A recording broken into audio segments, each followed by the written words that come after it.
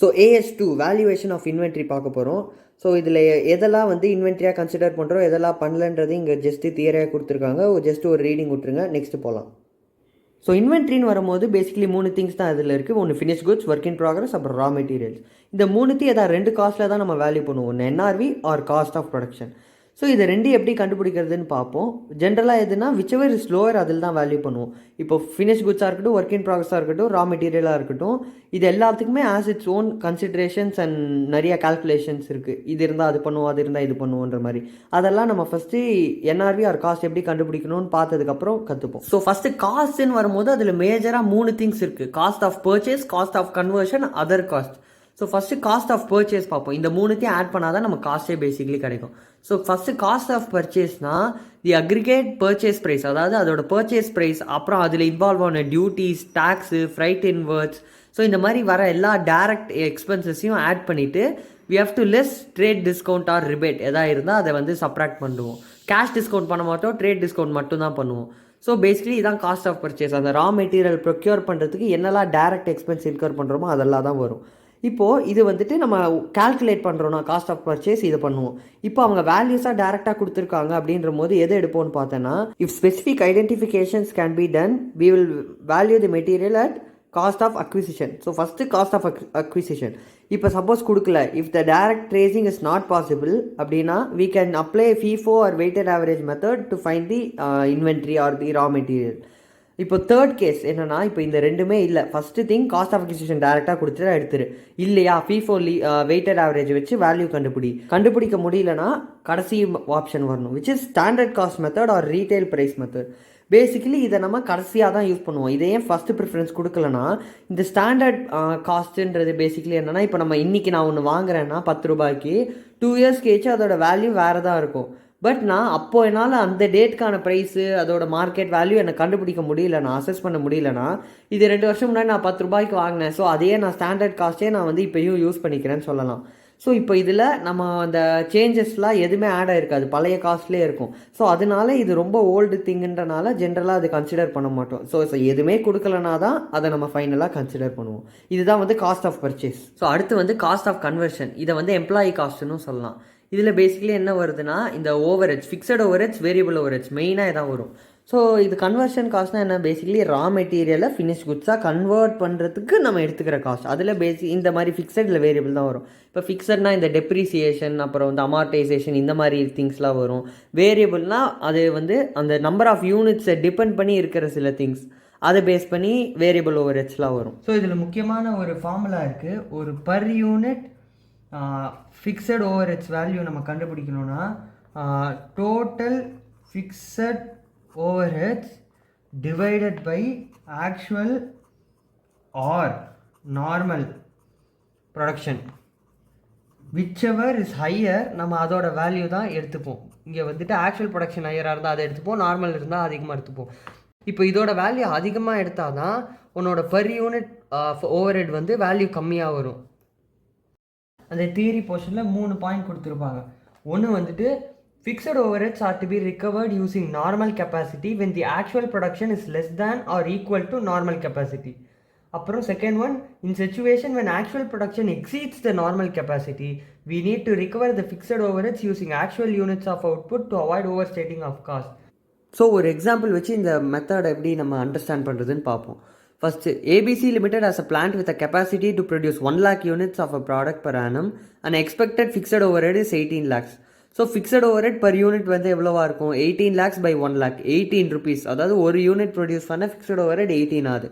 இப்போ first case, actual production is 1 lakh units அப்படின்ற போது fixed overheads on the basis of normal capacity and the actual overhead will lead to the same figures.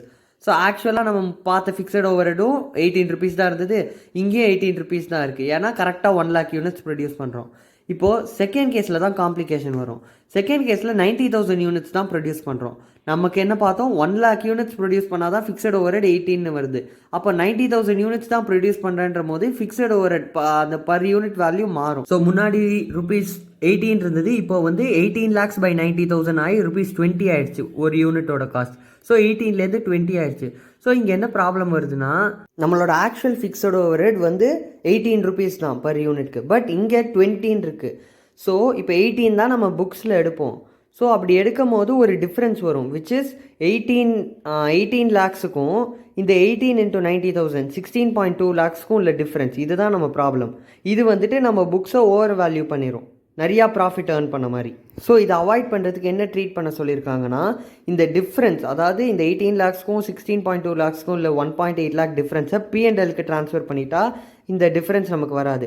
So என்ன பண்ண சொல்லியிருக்காங்க இங்கே, therefore it is advisable to include fixed overhead per unit on normal capacity. So 18 rupees தான் எடுக்கணுன்றாங்க to actual production, which is 90,000 × 18 16.2 lakhs and rest 1.8 lakh should be transfer to P&L. இதில் actual concept என்னன்னா, actual production எடுக்கணுமா normal production எடுக்குமான்றது தான் question. So எதில் எடுத்தால் நமக்கு டோட்டல் ஃபிக்ஸட் ஓவர்ஹெட் கம்மியாக வருதோ அதை தான் எடுப்போம். ஸோ இந்த கேஸில் நம்ம 90,000 யூனிட்ஸ் எடுக்கும்போது ₹20 வருது per unit fixed overhead. So அது வேண்டாம், நமக்கு கம்மியாக இருக்கிறதா வேணும் 18. ஸோ அதனால் இந்த கேஸில் நம்ம வந்து நார்மல் கெப்பாசிட்டியில் இருக்கிறதா எடுப்போம். இங்கே நார்மல் கெப்பாசிட்டியில் எவ்வளோ வருது ஃபிக்ஸட் ஓவர்ஹெட் 18, ஆக்சுவல் ப்ரொடக்ஷனில் எவ்வளோ வருது 90,000க்கு ₹20. ஸோ 18 தான் எடுப்போம். ஸோ இப்போ நம்ம மூணாவது கேஸ் பார்க்க போகிறோம். ஃபர்ஸ்ட் கேஸில் என்னாச்சு, ரெண்டுமே ஈக்குவலாக இருந்தது. செகண்ட் கேஸில் ஆக்சுவல் ப்ரொடக்ஷன் 90,000, நார்மல் வந்து 1 lakh இருந்தது. இங்கே ஆக்சுவல் ப்ரொடக்ஷன் 1.2 lakhs இருக்குது, நார்மல் வந்து அதே 1 lakh இருக்குது. ஸோ இந்த இதில் என்ன சொல்கிறோம், ஃபிக்ஸட் ஓவரை நமக்கு சேஞ்ச் ஆக போகுது இல்லை, அதே 18 lakhs தான் டோட்டல். ஸோ நம்ம பர் யூனிட் ஃபிக்ஸட் ஓவர் இந்த வேல்யூக்கு கால்குலேட் பண்ணால் 18 lakhs டிவைடட் பை 1 lakh 1.2 எது ஹையர்னு பார்த்தா 1.2 lakhs தான். ஸோ ஆக்சுவல் ஆர் நார்மல்னு பார்த்தா ஆக்சுவல் ப்ரொடக்ஷன் எடுப்போம். ஸோ இப்போ 1.2 lakhs போடுறோம், ₹15 வருது. முன்னாடி எவ்வளோ இருந்தது 18, இப்போது கண்டுபிடிச்சதில் 15 தான் வந்திருக்கு. ஸோ நம்ம டோட்டலாக பார்க்கும்போது எதில் காஸ்ட் கம்மியாக வருதோ அதுதான் எடுப்போம். ஸோ இப்போ 18 per unit நம்ம போட்டோம்னா 18 × 1.2 lakhs வந்து 21.6 lakhs வருது. வேறஸ் நம்ம 15 எடுத்தோம்னா 15 × 1.2 lakhs 18 lakhs, அதாவது நம்ம போட்ட கால்குலேஷன் கரெக்டாக வருது. ஸோ இந்த கேஸில் நம்ம ₹15 தான் எடுப்போம், விச் இஸ் ஆக்சுவல் ப்ரொடக்ஷனாக தான் நம்ம கன்சிடர் பண்ணோம். So at ₹18 per unit, total fixed overhead comes to 21.6 lakh, whereas the actual fixed overhead expense is only 18 lakhs.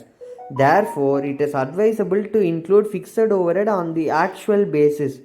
So இந்த சம்மில் ஆக்சுவல் பேசிஸ் எடுத்தோம். செகண்ட் கேஸில் என்ன ஆச்சு, நம்ம வேல்யூ பண்ணும்போது கம்மியாக வந்தது. ஸோ வந்துட்டு அதனால நம்ம வந்து நார்மல், அதாவது நார்மல் ப்ரொடக்ஷன் நார்மல் கெப்பாசிட்டி எடுத்தோம். ஃபஸ்ட் கேஸில் என்ன ஆச்சு, ரெண்டுமே ஈக்குவலாக இருந்தனால எது வேணால் எடுக்கலான்றனால நம்ம நார்மல் கெப்பாசிட்டியே எடுத்துட்டோம். ஸோ இந்த எல்லா சம்லையும் என்ன பார்க்குறோன்னா, ஆக்சுவல் ப்ரொடக்ஷன் எடுக்கணுமா நார்மல் கெப்பாசிட்டி எடுக்கணுமா, எது எடுத்தால் உன்னோட டோட்டல் ஃபிக்ஸட் ஓவர்ஹெட் வந்து பர்ஃபெக்டாக, அதாவது அதிகமாக இல்லாமல் கம்மியாக வருதுன்றதை தான் பார்க்குறோம். இப்போது அந்த காஸ்ட் ஆஃப் கன்வர்ஷனில் கொடுத்த செகண்ட் அண்ட் தேர்ட் பாயிண்ட் படித்து பார்க்கும்போது சென்சிபிளாக இருக்கும். இப்போது எந்தெல்லாம் ஐட்டம் எக்ஸ்க்ளூடட், அதாவது எதெல்லாம் இன்க்ளூட் பண்ணக்கூடாதுன்னு பார்ப்போம்.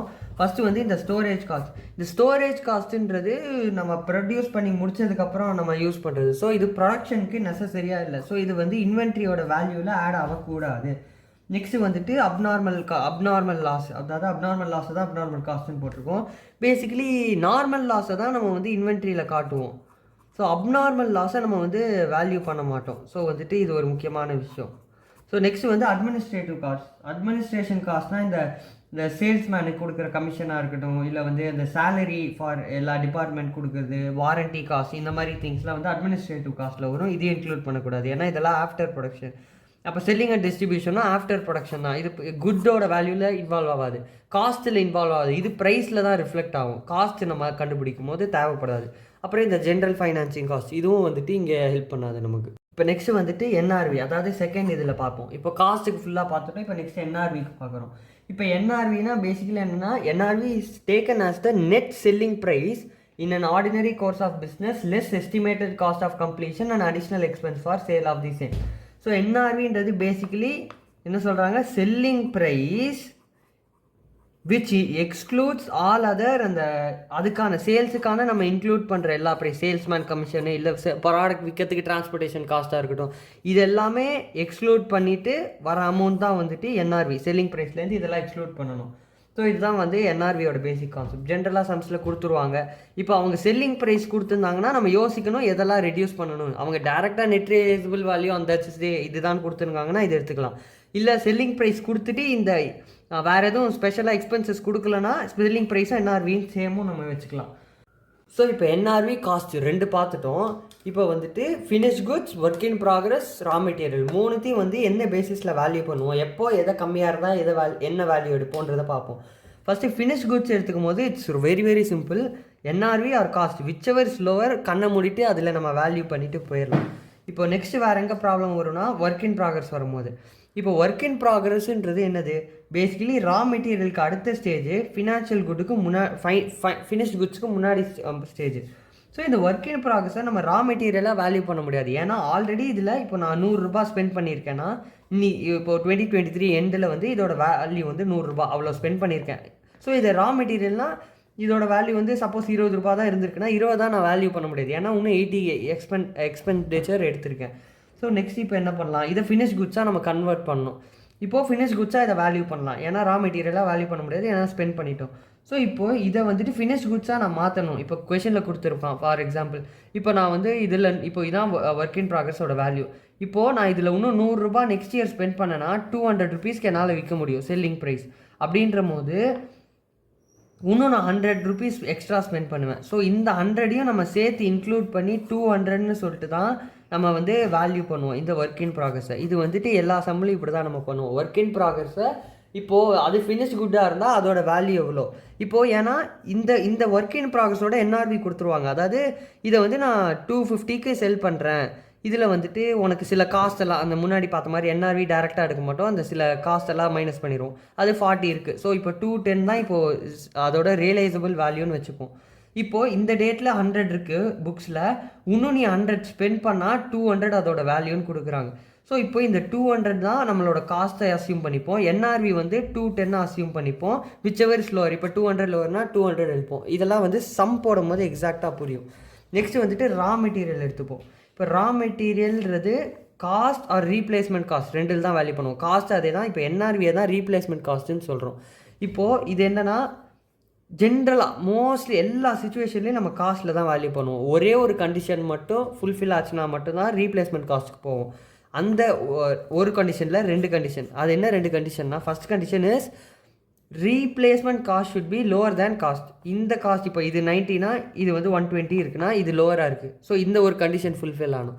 செகண்ட் கண்டிஷன் என்னன்னா selling price should be less than cost. இப்போது 100 ரூபா நான் இன்கர் பண்ணி ப்ரொடியூஸ் பண்ணுற குட்டை நான் 90 ருபீஸ்க்கு தான் விற்கிறேன். ஸோ 10 ருபீஸ் லாஸ் ஆகுது.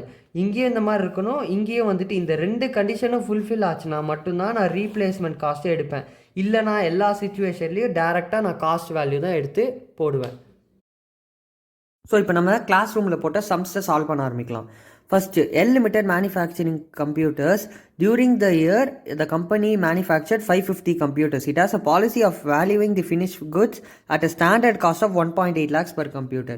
ஸோ ஜென்ரலாக ஸ்டாண்டர்ட் காஸ்ட்டில் தான் வேல்யூ பண்ணுவாங்களாம். ஆனால் இந்த கேஸில் நமக்கு வேல்யூவேஷன் கீழே கொடுத்துருக்காங்க. ஆக்சுவல் காஸ்ட் எப்படி கண்டுபிடிக்கிறதுன்னு நமக்கு தெரியும். ஸோ அது கொடுத்துருக்கும் போது ஸ்டாண்டர்ட் காஸ்ட் நம்ம கன்சிடர் பண்ண மாட்டோம். ஸோ ஃபஸ்ட் திங் இதான். ஃபஸ்ட் செம்மில் நம்ம எப்படி பர் யூனிட் காஸ்ட் கண்டுபிடிக்கிறதுன்னு பார்க்க போகிறோம்.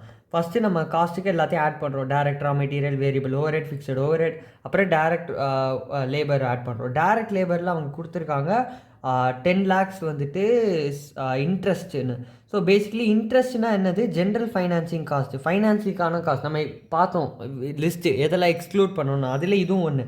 ஸோ இந்த 10 lakhs எக்ஸ்க்ளூட் பண்ணிட்டு வெறும் 19 lakhs தான் போடுவோம், 29 lakhs இல்லை டேரக்ட் லேபரில். ஸோ டோட்டல் வந்து 99 lakhs வருது. டோட்டல் நம்பர் ஆஃப் கம்ப்யூட்டர்ஸ் எவ்வளோ பார்த்தோம், 550 கம்ப்யூட்டர்ஸ். ஸோ டிவைட் பண்ணால் 1.8 lakhs per கம்ப்யூட்டர் தான் நமக்கு பர் யூனிட் வேல்யூ வருது. ஸோ இதை தான் கண்டுபிடிக்க கேட்டிருக்காங்க. ஸோ இதை பற்றி நம்ம கமெண்ட் பண்ணி இந்த மாதிரி எதாவது கேட்டிருந்தாங்கன்னா மேம் அதுக்கு என்ன ஸ்டேட்மெண்ட் கொடுத்துருக்காங்கன்னு பார்ப்போம். Standard cost per unit is rupees 1,80,000 which was used for inventory valuation as a policy. இதுதான் ஸ்டாண்டர்ட் காஸ்ட்டுன்னு கொடுத்தாங்க. நமக்கு இங்கே இந்த காஸ்ட்டு சேமாக வந்திருக்கு. இது ஒரு special case. So standard cost are to be considered only when the actual cost cannot be identified. So இங்கே ஆக்சுவல் காஸ்ட் நமக்கு ஐடென்டிஃபை பண்ண முடியுது. ஸோ ஸ்டாண்டர்ட் காஸ்ட் இது எடுக்கணும்னு அவசியம் இல்லை. In the given case, the actual cost can be found with the data shown above. So, it is a coincidence that the actual cost is equal to standard cost. ரெண்டுமே 180. இது ஒரு coincidence case. As specified, the standard cost needs to be revised periodically and can be considered only when the actual cost is not available. Hence, valuation at standard cost is inappropriate. So, இந்த சம்மில் ரெண்டும் ஈக்குவலாக இருக்கிறனால நம்ம வந்துட்டு 1,80,000 தான் எடுப்போம். Suppose இப்போ நம்ம கண்டுபிடிச்ச இது வந்துட்டு 1,60,000 இருந்தாலோ இல்லை 2 lakh இருந்தால் கூட நம்ம வந்துட்டு காஸ்ட் தான் எடுப்போம். ஸ்டாண்டர்ட் காஸ்ட் எடுக்க மாட்டோம். ஏன்னா இது வந்துட்டு ரிவைஸ் பண்ணல, ஓல்டு காஸ்ட்டில் இருக்குது. ஸோ நம்ம இந்த 1,80,000 தான் எடுப்போம். இது வந்து irrelevant இந்த ஸ்டாண்டர்ட் காஸ்ட் இந்த சம்மில். ஸோ இந்த செகண்ட் கொஷனில் என்ன கொடுத்துருக்காங்கன்னா, நார்மல் வேஸ்ட் இந்த production process is 5% of the input and input வந்து 5000 MT வந்து யூஸ் பண்ணுறாங்க. அதில் இப்போ எவ்வளோ வேஸ்ட் வந்திருக்குன்னா 300 MT. ஸோ வந்து cost per MT of input is 1000. So எல்லாம் கொடுத்துட்டாங்க. இப்போ என்ன கேட்குறாங்கன்னா, இந்த என்டையர் ஸ்டாக்கும் வந்துட்டு க்ளோசிங் ஸ்டாக்கில் ஆட் ஆயிடுச்சு.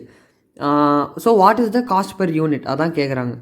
ஸோ ஃபஸ்ட்டு நார்மல் வேஸ்ட் வந்து 5% கொடுத்துருக்காங்க. ஆஃப் இன்புட் வந்து 5000 யூனிட்ஸ். பர் யூனிட் காஸ்ட் வந்து 1000ன்னு கொடுத்துருந்தாங்க.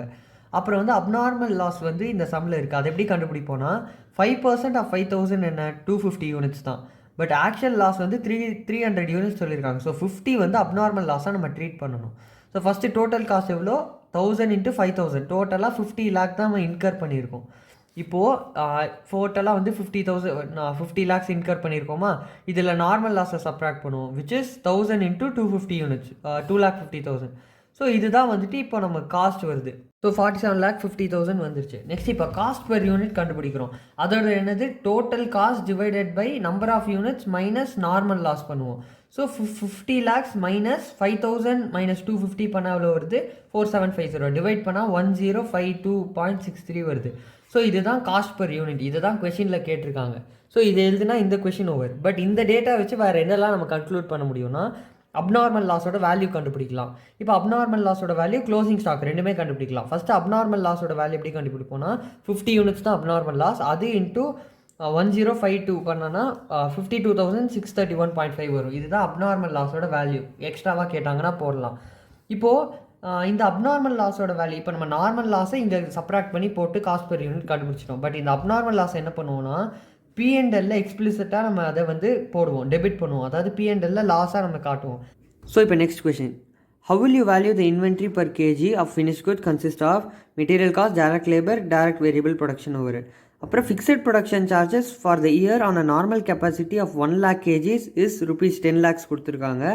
அப்புறம் வந்துட்டு 2000 kgs ஆஃப் ஃபினிஷ் குட்ஸ் இருக்குது. இது எப்படி வேல்யூ பண்ணுவேன்னு கேட்குறாங்க. இன்னொரு இன்ஃபர்மேஷன் என்னென்னா, ப்ரொடக்ஷன் கெப்பாசிட்டி இந்த கொஷனில் வந்து 1,40,000 யூனிட்ஸ்னு கிவ் பண்ணிட்டாங்க.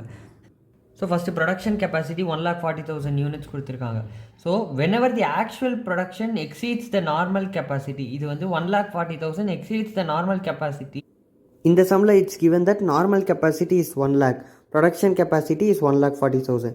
ஸோ நம்ம அந்த ஃபிக்ஸட் ஓவர் ஹெட் கண்டுபிடிக்கும் போது எப்போது கீழே which is where is higher அதை தான் எடுப்போம். ஸோ அதனால் இந்த சம்மில் 1,40,000 எடுப்போம். Fixed production charges are to be required from the actual output only. So first இந்த கேஸில் fixed over head per KG கண்டுபிடிப்போம், விச் இஸ் 10 lakh தான் டோட்டல் ஃபிக்ஸட் ஓவர் ஹெட் பார்த்தோம். டிவைடட் பை ப்ரொடக்ஷன் கெப்பாசிட்டி 1,40,000 பண்ணால் 7.14 rupees வருது. So இப்போ நம்ம cost of finish குட்ஸை கால்குலேட் பண்ணுவோம். கொஸ்டினில் கொடுத்த எல்லா value, direct material, direct wages, variable production இதெல்லாம் ஆட் பண்ணுவோம். இது ஆட் பண்ணாலே 130 வந்துடும். ப்ளஸ் இந்த ஃபிக்ஸட் ஓவர் ஹெட்டையும் நம்ம ஆட் பண்ணுவோம். புதுசாக கால்குலேட் பண்ணியிருக்கோம் 7.14 ஆட் பண்ணால் 137.14 rupees வருது. இதுதான் வந்து காஸ்ட் பெர் யூனிட். ஸோ இப்போ க்ளோசிங் ஸ்டாக் எப்போ எதில் வேல்யூ பண்ணுவோம், 2000 யூனிட்ஸ் தந்திருக்காங்க, அட் இந்த காஸ்ட்டில் தான் வேல்யூ பண்ணுவோம், விச் இஸ் 2,74,280. நீங்கள் அவங்க வேறு எதுவும் காஸ்ட்டோ இது கம்பேர் பண்ணுறதுக்கு எது கொடுக்காதனால கண்டுபிடிச்ச வேல்யூலேயே நம்ம வந்து க்ளோசிங் ஸ்டாக்காக வேல்யூ பண்ணிடுறோம். ஸோ நெக்ஸ்ட் கொஷனில் என்ன கொடுத்துருக்காங்க பார்ப்போம். Raw material was purchased at 100 per kg. Prices of raw material is on decline. The finished good in which the raw material is incorporated are expected to be sold at below cost.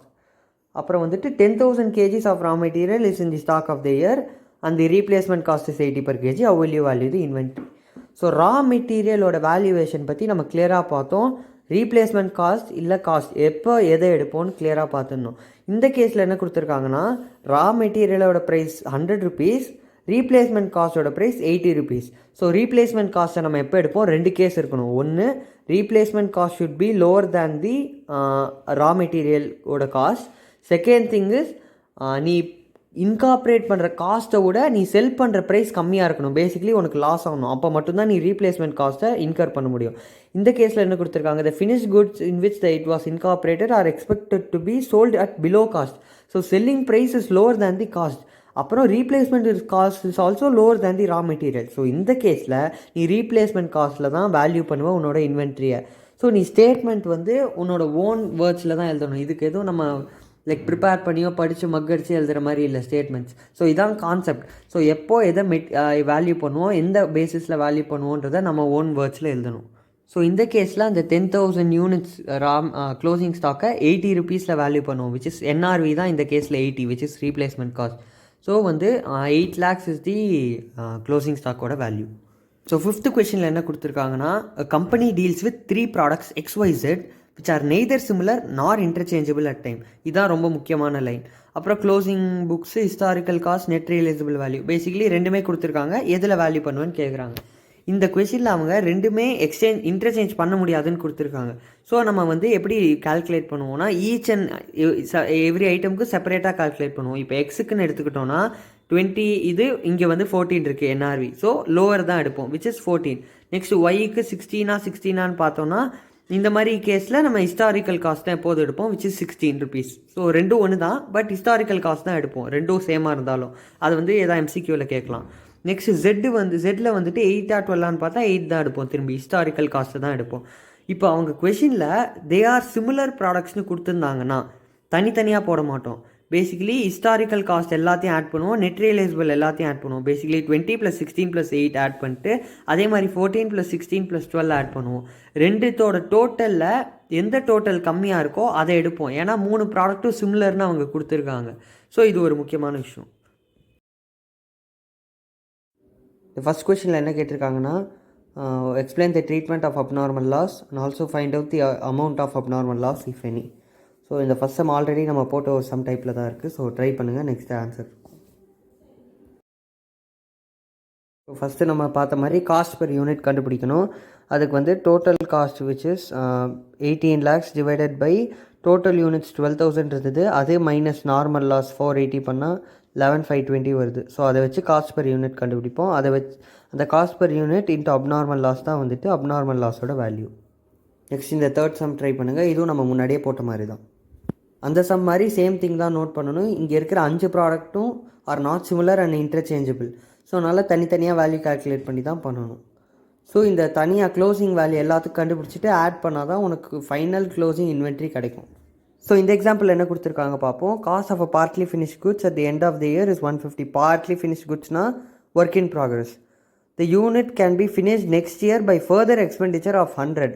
So இன்னும் 100 expenditure in her பண்ணால் தான் அதை complete பண்ண முடியும். The finish units can be sold at 250 subject to a payment of 4% brokerage on selling price. Assume that the partly finished goods cannot be sold in semi-finished form. So இந்த பிரச்சனை என்ன, work in ப்ராக்ரஸில் அதை நம்ம அப்படியும் value பண்ண முடியாது, அதே சமயம் அதை ரா மெட்டீரியலாகவும் கன்வெர்ட் பண்ண முடியாது. ஸோ நம்ம என்ன பண்ணுறோம், அது ஃப்யூச்சரில் எவ்வளோ எக்ஸ்பெண்டிச்சர் ஸ்பெண்ட் பண்ண அது ஃபினிஷ் குட்ஸ் ஆகுமோ அதை எடுத்து நம்ம வந்து கம்பேர் பண்ணி பார்க்குறோம்.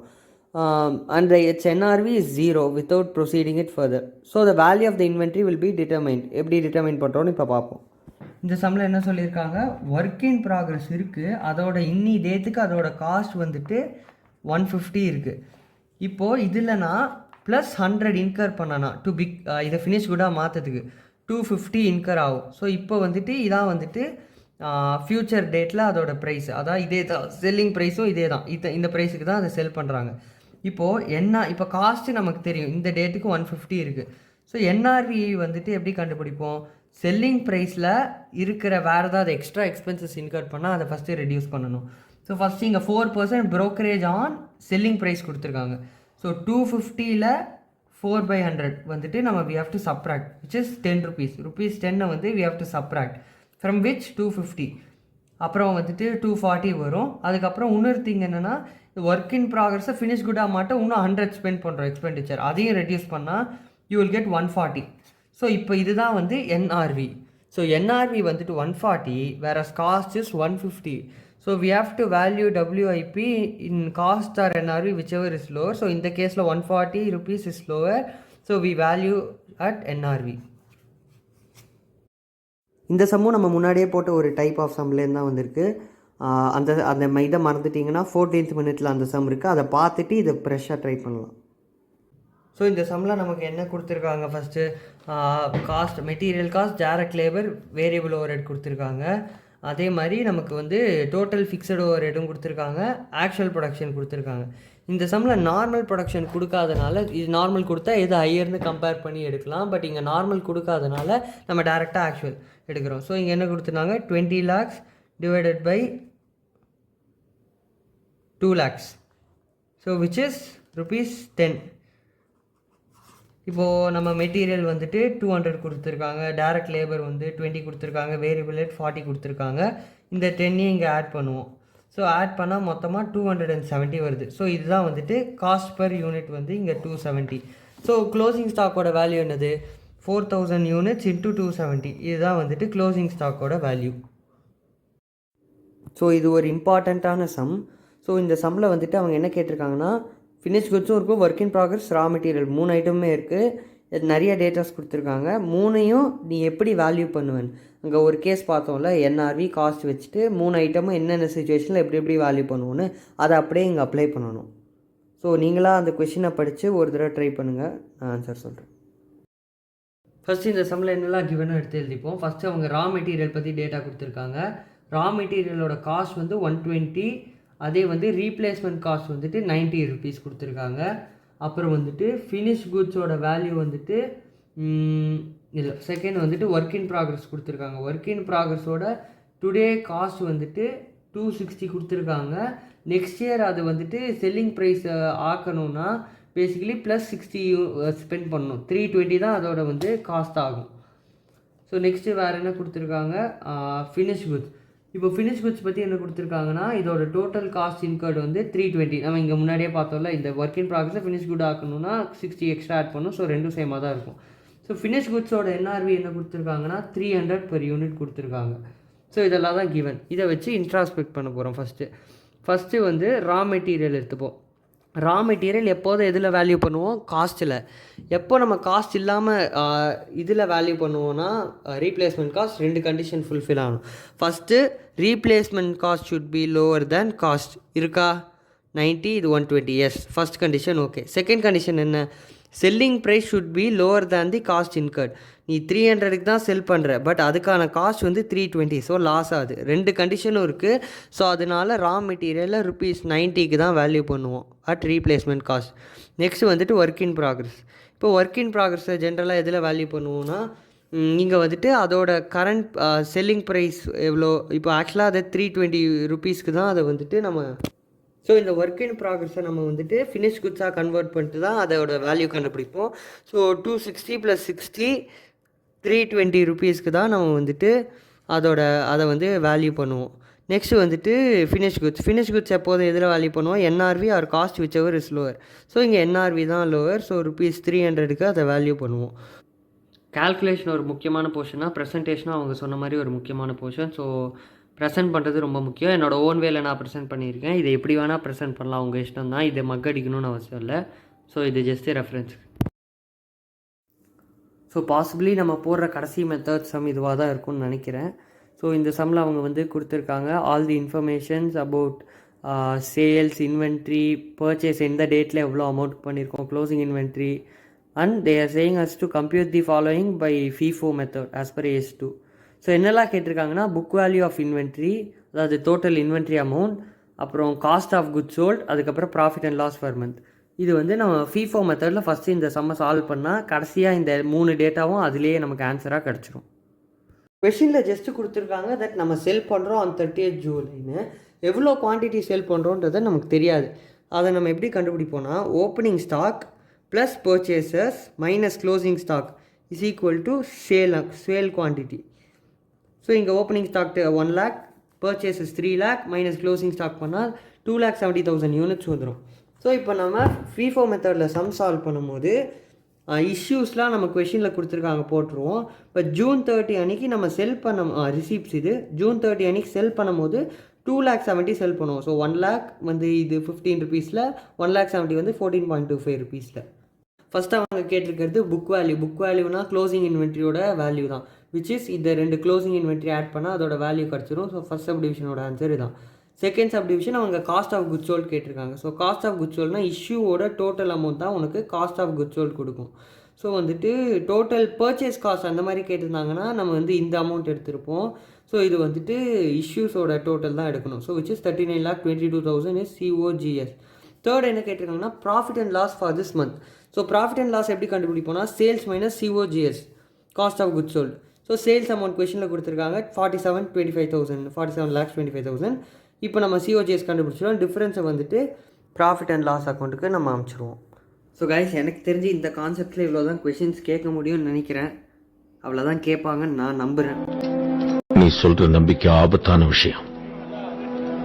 நம்பிக்கை ஒருத்தனுடைய ஆசையை அதிகரிக்கும், அந்த ஆசையை அவன் அழிச்சிடும். அந்த நம்பிக்கை குழி தோண்டி போச்சு.